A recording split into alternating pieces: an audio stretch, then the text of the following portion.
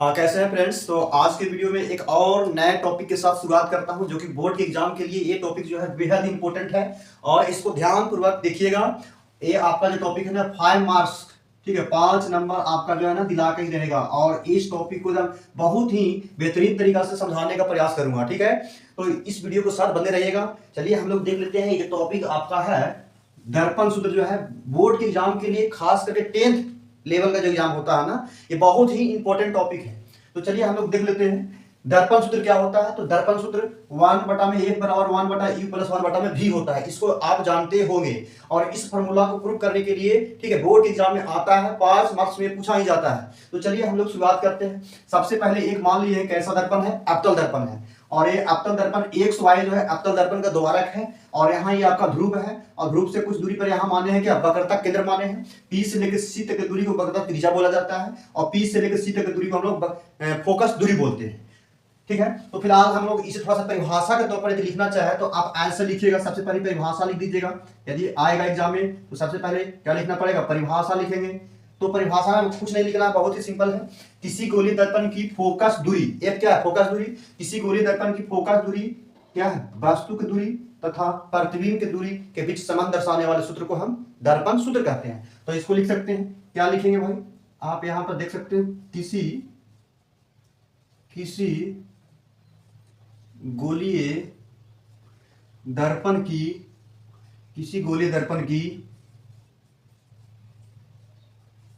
Focus दूरी वस्तु की दूरी का मतलब u, यहां पे u लिख सकते हैं, तथा प्रतिबिंब की बीच के दूरी, प्रतिबिंब की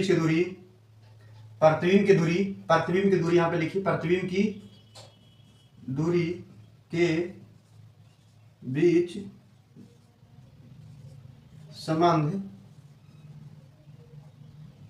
स्थापित करने वाली सूत्र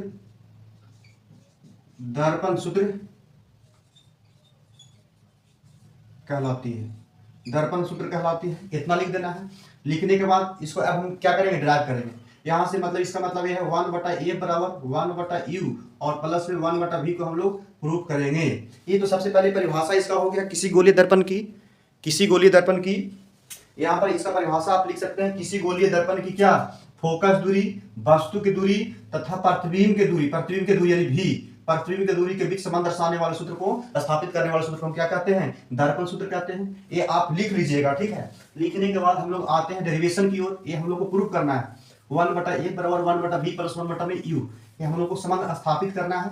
तो चलिए हम लोग देख लेते हैं। सबसे पहले ये जो आपका गोलीय दर्पण दिया हुआ है ना, ये आपका जो गोलीय दर्पण दिया हुआ है, इसमें हम एक प्रतिबिंब का निर्माण कर लेते हैं। तो हम मान के चलते हैं कि यहाँ पे अनंत और वक्रता केंद्र के बीच में कोई वस्तु को रखें। तो प्रतिबिंब बनाएंगे तो सबसे पहले मुख्य अक्ष के समांतर कोई प्रकाश की किरण गुजारने के बाद कहां से गुजरता है, जब कोई प्रकाश किरण मुख्य अक्ष के समांतर जाती है तो दर्पण से टकराने के बाद फोकस से होकर के आती है। तो आप यहाँ पे ऐसे फोकस मान लीजिए कि यहाँ पर फोकस जो क्या है, एक से होकर प्रकाश किरण रिटर्न हो रहा है, ठीक है, लौट रहा है। इसके बाद दूसरा हम क्या करने वाले हैं, आप यहां से फोकस से होकर गुजार दीजिए, वस्तु को आप फोकस से होकर गुजार दीजिए, ठीक है। फोकस होकर नहीं तो आप इस वस्तु को और पीछे रख देते हैं, अनंत के बीच रखे हो ना, तो इस वस्तु को और यहाँ पे ऐसे रख दीजिए, ठीक है। यहाँ पे सॉरी, इसका डायग्राम आप लोग अच्छा से बना लीजिएगा। यहाँ पे जो है और इसके थोड़ा सी पीछे में शिफ्ट किए हैं ताकि वस्तु C और अनंत के बीच में रखा हुआ है। तो पहला प्रकाश किरण गुजारने के बाद कहां से गुजरा, फोकस से, और दूसरा हम वक्रता केंद्र से होकर गुजार देते हैं। जब प्रकाश किरण वक्रता केंद्र से होकर गुजारेगा ना तो दर्पण से परिवर्तन के बाद उसी तरफ वक्रता केंद्र को ई ओर ही लौट जाती है। तो हमारा प्रतिबिंब कहां बना, देखिए इस पॉइंट पे कट रहा है।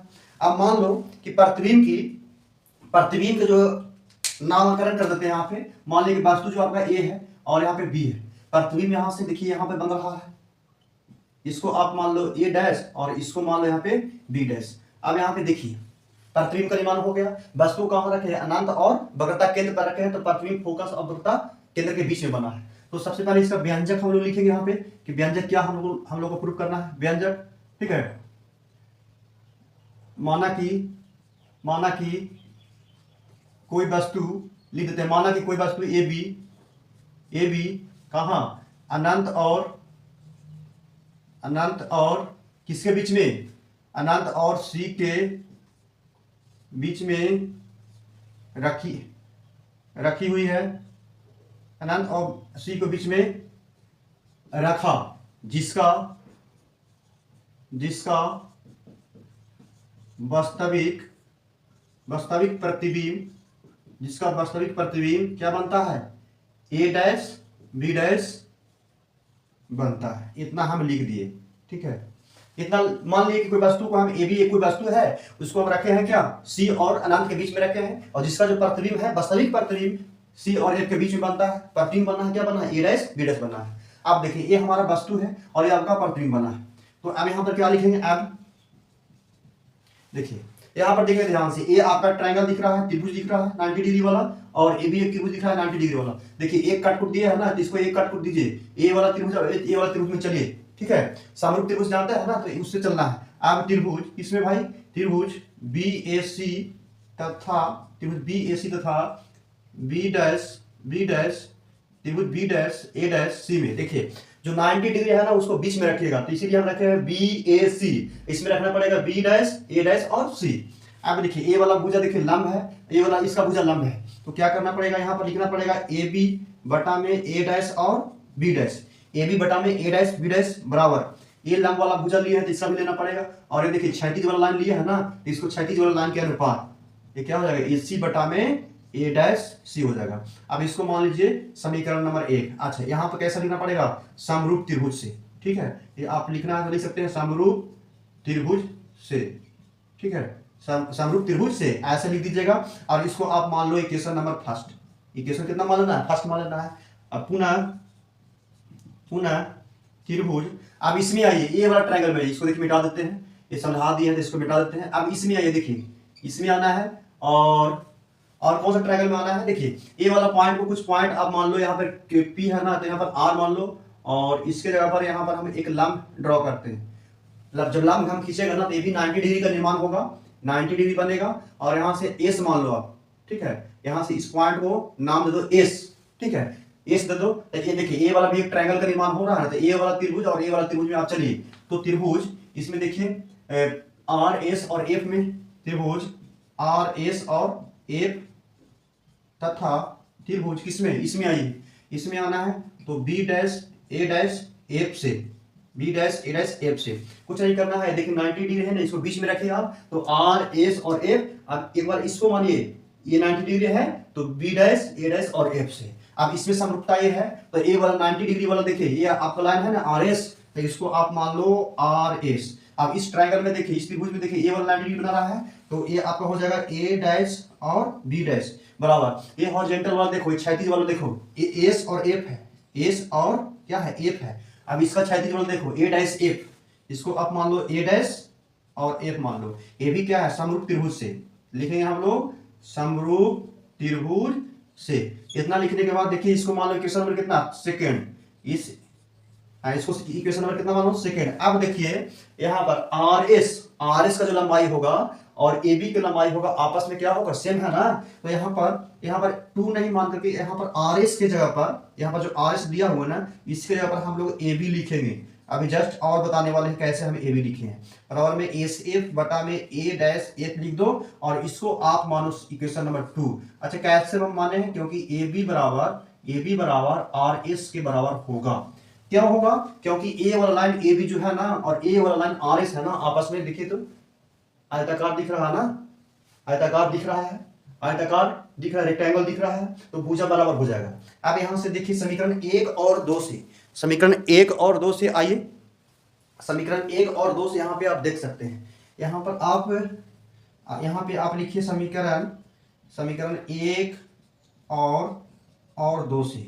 जब समीकरण 1 और 2 को हम लिखेंगे ना, तो यहाँ पे आइए, ठीक है, समीकरण 1 और 2 से लिखने के बाद हम लोग यहाँ पे आते हैं।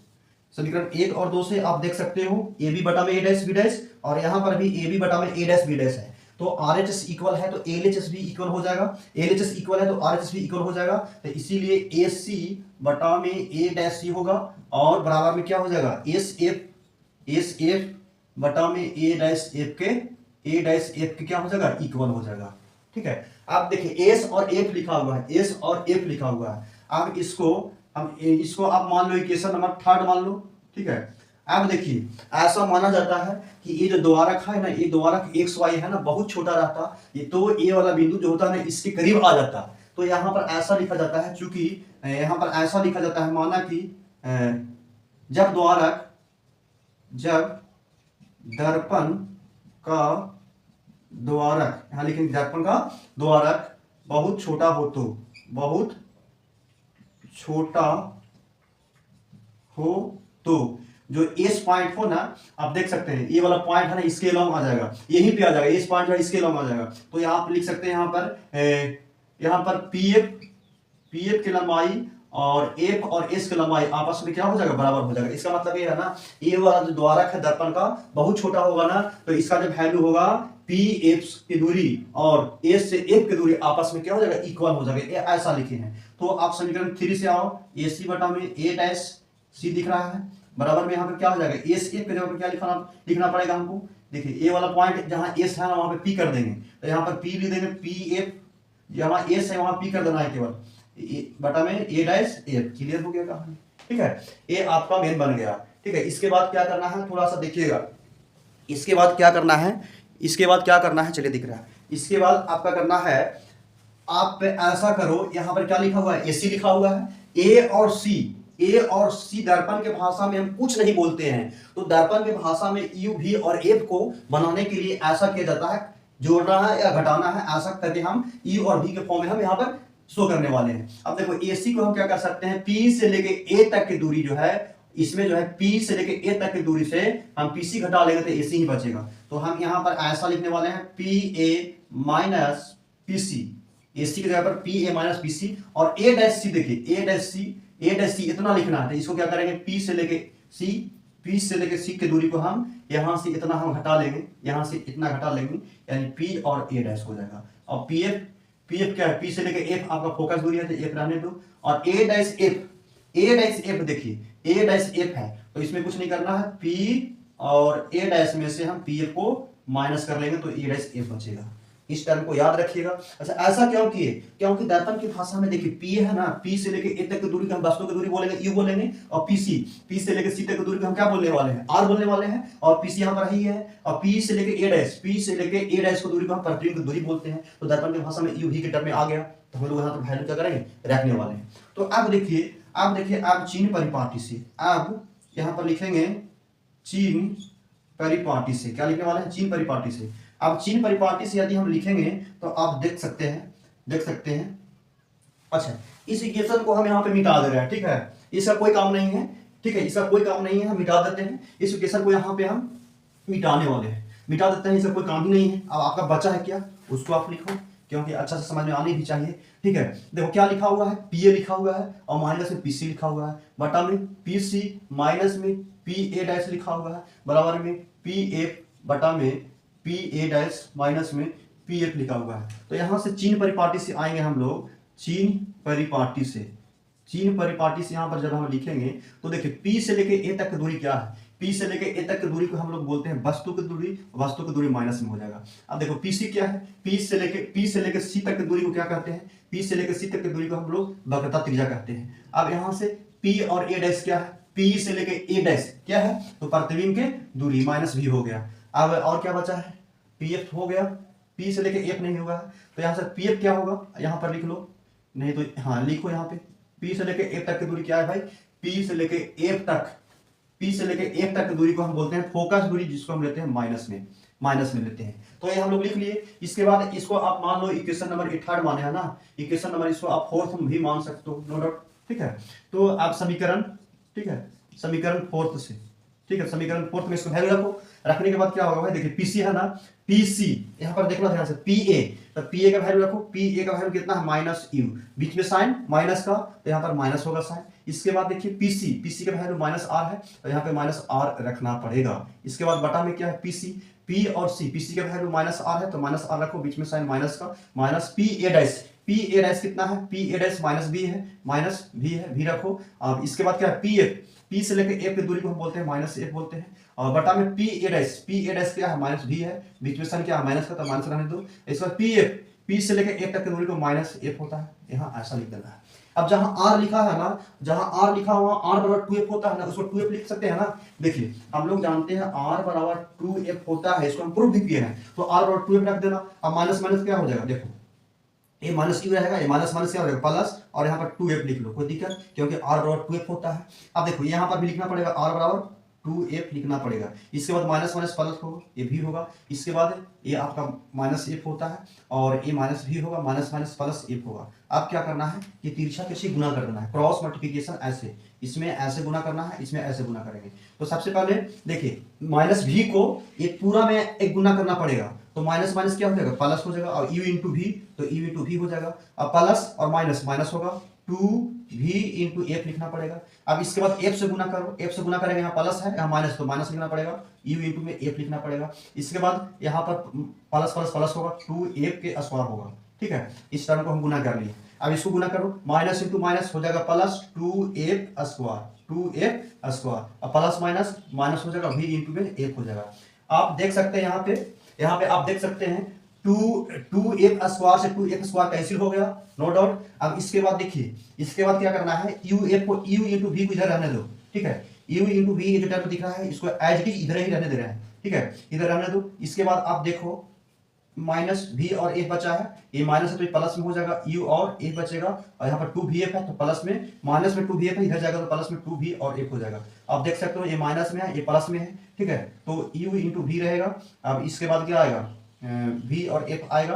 अब इसके बाद और u और f यहाँ से रहने वाला है, ठीक है, यहाँ से रहने वाला है। अगेन हम लोग देख लेते हैं, बहुत ही इजी है, अब कुछ नहीं है, 99% हम लोग कैलकुलेशन पे पहुंच गए हैं। अब देखिए इसको मिटा देते हैं। इसके बाद यहाँ पे क्या दिख रहा है, यहाँ पे क्या दिख रहा है भाई, u और v है, और v और f है, और u और f है। अब क्या कीजिएगा, दोनों तरफ u v और f से क्या करना है, भाग देने का। तो दोनों तरफ u v रहता है तो u v f से भाग दो, और यहाँ भी u और v है, यहाँ भी u v और f से भाग दो, और यहाँ से u और f लिखा हुआ है, और u v और f से भाग देंगे। जब हम भाग देंगे तो यहाँ पर क्या बचेगा, u इंटू v कैंसिल होगा, तो क्या बचने वाला है 1 बटा में f, और वहां से v है, यहाँ से u बचेगा, और यहाँ से v बचेगा। ये आपका रिजल्ट शो होकर के आ गया। तो ये जो है एग्जाम के दृष्टिकोण से बहुत ही इंपॉर्टेंट है, इसको 1-2 बार, ठीक है, वीडियो को हम क्या बोलते हैं 1-2 बार आप देख लीजिएगा, ठीक है।